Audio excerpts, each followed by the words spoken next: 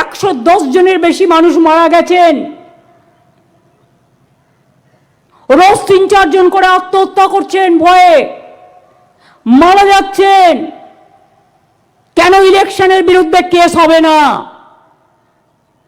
এত মৃত্যুর দায় ইলেকশন কমিশনকে নিতে হবে এবং গভর্নমেন্ট অফ ইন্ডিয়াকে নিতে হবে।